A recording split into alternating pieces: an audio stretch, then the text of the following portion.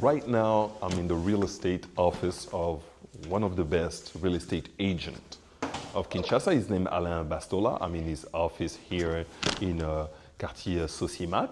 And one of the most common questions that's been asked in my channel from the viewers and in the comments, like, why Kinshasa real estate is so expensive? Why?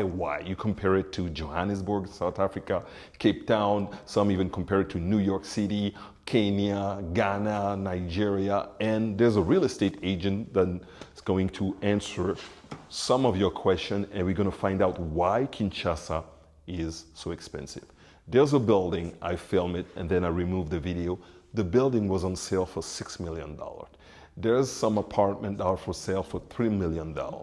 There's some apartment that rent for $500 per day, 3-bedroom apartment. And those are Kinshasa price. So Alain Bastola is going to attempt to tell us why is it so expensive compared to other countries. And we're going to see what we can do to understand. Alors, Monsieur Alain Bastola, I don't know, should we do it in English or French? What do you think? English? We can do it in both English and French. Yeah, we're going to do it in How do you want it? Do you want it in French or in English? We're going to switch both language because I mostly have an English-speaking audience. Mon audience est plutôt anglophone, mais on va faire les deux langues pour faire plaisir. Okay.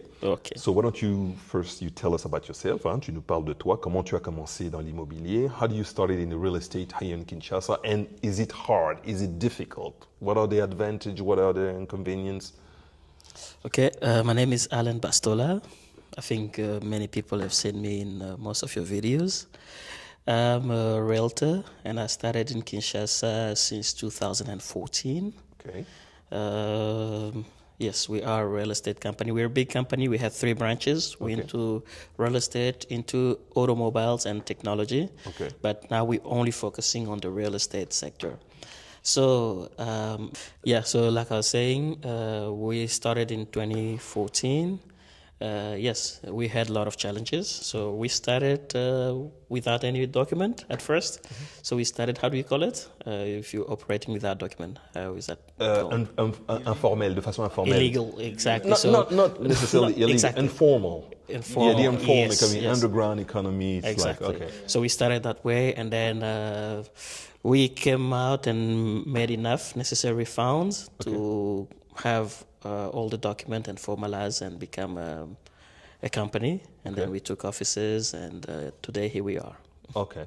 So here's the $1 million question about real estate. You are a licensed real estate agent here in Congo. You have contact with the authorities. They know you. Of course, you have access to a lot of property. The $1 million question is, why real estate is so expensive in Kinshasa? Why? You've seen the video you watch. The first thing they ask, if you put the price, they will get mad. Why is it expensive? If you don't put the price, why you didn't put the price? When they call you, give the price. Oh my God, you guys are crazy. So tell us, why is it so expensive? Okay, the price problem in Kinshasa is not a single problem. It's a big problem. So the government has a part in that. Investors or real estate developers has a part in that. And we do have as well, what I'll say, the last part is the population, is us local people. Okay. So everybody has a role to play. Okay. So if I have to go in details, I'll say the government side is we don't have any rules or regulation that governs real estate. And even if we do have, the one that exists are not really put out there, so the population or people don't know about it.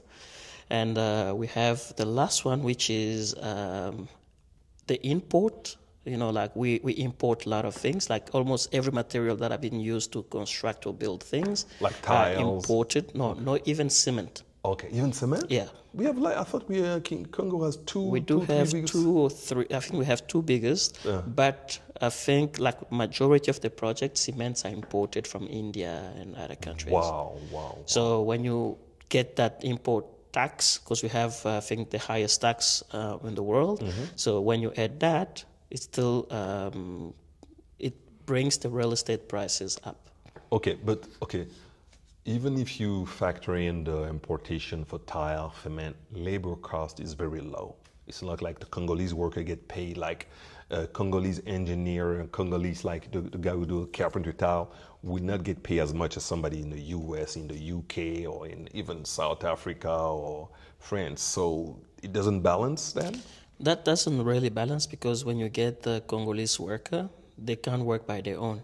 So you still have to get those people from abroad to that will supervise. come exactly and supervise. Okay. And even in terms of the cost, if you're paying 3 to 4 times more than the price in the US, then even if you paid less on the labor, it's still going to have a big impact. Okay, so people, you have one answer because of importation, and now also, is it also a reason of supply and demand? Because most of the things that are expensive is like modern construction, quality.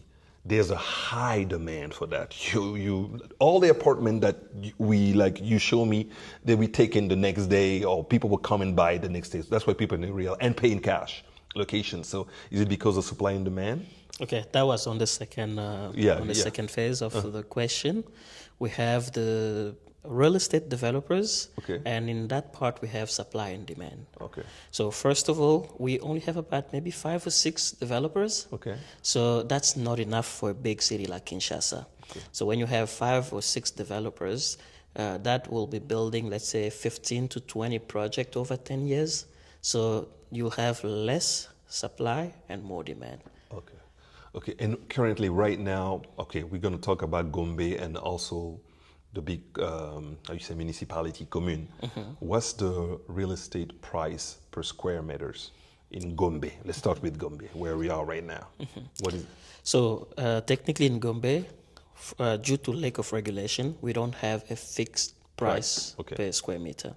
Okay. So everybody put prices according to how they feel and according to their need. Because I've heard like it go as high as $6,000 per square meter. We have some that can start from, we're talking first about a plot, not about a built apartment. Yeah. So we have people who can put prices around $1,000 and people who can take it up all the way to $4,000 or $5,000 per square meter.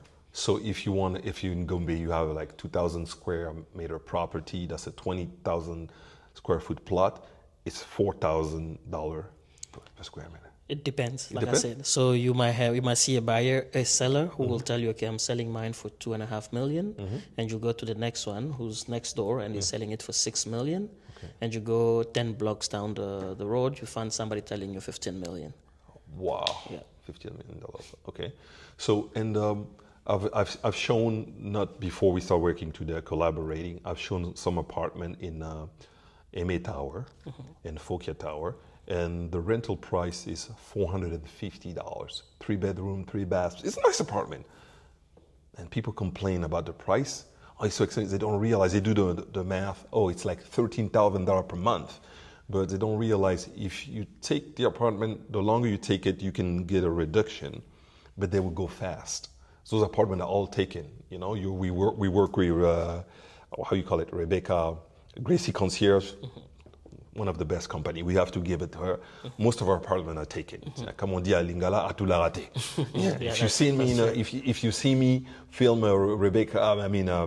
Gracie Concierge apartment, the very next day, someone's gonna call and book it for 2-3 months. Exactly. So, there's also niche apartment, and exactly like you said, there's not enough real estate developer. There's not a lot of managing property that specialize in it. So that's why they can charge pretty much what they want, you know, if there's more competition. Okay. So what would you recommend to people who are interested in real estate to be a developer? What does it take to be a developer here in Kinshasa? Okay. To be a developer in Kinshasa, I think maybe that question should be directed to developers. Because I can advise mostly into how to become a real estate agent. Okay, I understand. Yeah. I was trying to. Because there's a lot. It takes a lot. It takes a lot to be a developer. Obviously, money, capital, funds. Okay, but what does it take to be a real estate agent like you did? What's the requirement here? Okay, like I said, we don't have much regulation, so the sector is not really that much regulated. Okay. But for people like us, we did take time to get trained. Okay. So I did take some real estate courses. Okay. And it's actually a real estate business is a business. So here, since there's no regulation, people think it's just a side hustle, because maybe you're looking for a job and there's no employment. You can go become a real estate agent. That's why they call them commissionaire. Meanwhile, being a real estate agent is actually a job. You have to go get trained. You have to understand the market. You have to understand how to negotiate. You have to understand the law in terms of real estate in order to be able to advise your clients. You have to study the market. Exactly. Okay, you have to also be honest, and it's very important because there's a lot of people dishonest. Let's be honest. Everywhere. Actually, that's one of the best qualities. And you have to be on time, professional, and show like care about your customer. You know, if they ask you a question, you have to be sincere with them, not just go after the sale. Like, that's what I like about you. You tell the truth. You tell, I wouldn't pay over $500,000 for that. Exactly. You tell that to your client. Exactly. You tell that. That's why I told you the part where, as real estate agent, we have to be there to educate our clients. Okay. So when a client comes to you, you don't just sell him the property, but you can advise the client and explain the client the market, explain to him the market, and be like, this is what the market looks like. This is what are the good offers on the market, and this is the direction we can take in order to get your investment to be lucrative or to help you make profit on a long run. Okay, but you say that. Don't you feel like sometimes people exaggerate in the price? Like, I walk in ma campagne on Avenue Colonel Pia. There's a building there, and I ask her, what's the building? Oh, it's for sale. Somebody's selling it. Oh, what's the price? $6 million. $6 million. Do people realize what $6 million is? And it's for sale. Well, how do you explain why the... Yes, we do have a lot of speculation. Okay, so it's a speculation. There's a bubble, real estate bubble. Exactly, we have a lot of speculation. And it all goes back to the regulation. Okay. I had a client who called me once. She offered me 400 square meter for sale. So it's just a plot. We can't even use the house. And her speculation on the price was $1.2 million. For 400 square meters? Yes. And it wasn't even in Gombe. Where was it? It was in Lingwala. Lingwala, okay. And the market price for that area was around $300,000 to $400,000. And when I explained to the client and told her the market price, the client was like, no, she's not interested. I want 1 million minimum. Okay. So since there's no regulation, there's no price per square meters, people are not educated about that. So everybody put prices as they like. Okay, so because prices are just not expensive in Gombe, they are also expensive in Bumbu, Matete, Kasavubu. I have friends, who tell me they have a house in Kasavubu, and we've visited the house. It's for sale for almost $300,000. I was like, okay. Everywhere you go to Ozone, can you find something for like $100,000 these days in Kinshasa? It's hard. It's hard. It's hard. It's going to be maybe like, 10 by 10? Maybe? Even 10 by 10 is hard because we do have clients who have like $70,000 and they like, I even want like a 7 by 10, but it's a mission to find that. It's because like we said, the offer and the demand. Now we have certain areas like Gombe, Jebe, Shanik. Those areas are high in demand because of accessibility, security, and all those elements. They're close to downtown. Exactly. The best schools, the banks, the mall, all the mall. Okay. So with all of that, most people who are selling their property, they want to have something to be able to afford close to town. Okay. So you'll see somebody selling in Bandal or in Bumbu, in Giringiri. They're selling there to be able to buy another property next to town. So next to town, you see properties are like, let's say, $500,000. You go there, they tell you... Their property for $500,000 still in Gombe? Next. I'm not talking about Gombe. It seems very cheap. Everything in Gombe because $1 million. Because if you want, you may find an apartment for $500,000 in Gombe. So when I say next to town, we see Lingwala. Okay. $500,000? Yeah. Oh my God. So when somebody's selling in Kasavubu or Bumbu or Bandal, now he's looking at Lingwala to be the closest to town possible. Because the Kinshasa, Barumbu, the accessibility is actually a big problem. But Lingwala is actually a bit better in terms of accessibility. Okay. So people who sell Because it's there, closer to Gombe. Exactly. But, Even Barumbu and Kinshasa is still closer to Gombe. Yeah. But technically, Bahombu is kind of like South Gombe. Yeah? So, Exactly. Yeah, you can say, I live in South Gombe. yeah, so from Bralima, you're already in Barumbu. Yeah, you're already in Bahombu, yes. Okay, the question like Lingwala is close, adjacent to Gombe, but Lingwala is in development. There's a new mall, new construction, so prices are going up. But don't you feel if there was less, like, comment on appelle les constructions anarchiques, it was better regulate like the urban planning? Because people you want to buy a 20 by 20 and a big tall building with no parking space. So don't you feel like what can we do about, I mean, you don't work for the government, what you will suggest? It's a recommendation, you're a real estate. What should they do about the construction anarchique? I think the government has to take matters in hand and focus more into what we call in French le développement de logements sociaux. Okay. Okay, that's what they have to focus on. Okay. So, and that's even one of the major factors as well with pricing, because as a real estate developer, that's a businessman. Yeah. So when he injects 10 million, he wants to get 12, he wants to get 15 million. Right. He wants to get 20. Because, okay, let's say he wants to get 30. Yeah, 30, but meanwhile, if the government could work onto those projects, then that will take the price a little down significantly. I'll say it will take the price down significantly, and it will help those developers to start seeing things differently. Okay. Because if the government is building, let's say, Kankokolo. Let's say they take it and decide to make a big project, logements sociaux, and then they sell an apartment there for $35,000. Mm-hmm. Every developer around there will not sell, because I wouldn't go pay you $200,000. Meanwhile, the government is selling there for $35,000. Exactly. So we'll all go to the government, and that will push those developers to start thinking on how to build good quality, but minimize the price in order to help all the population to be able to afford at least a property. Okay, that was also, you just answered. My next question was going to be, because sometimes I see a lot of time in the comments, they say, pourquoi ils ne construisent pas des logements sociaux? And I will have to answer, those are private investors. That's not their job. They're doing it to make money, and to make the money back. And like you said, the culture of get rich quick, you buy something for $1 million, you sell it for $3 million, which is, you will never hear that in the United States or Johannesburg.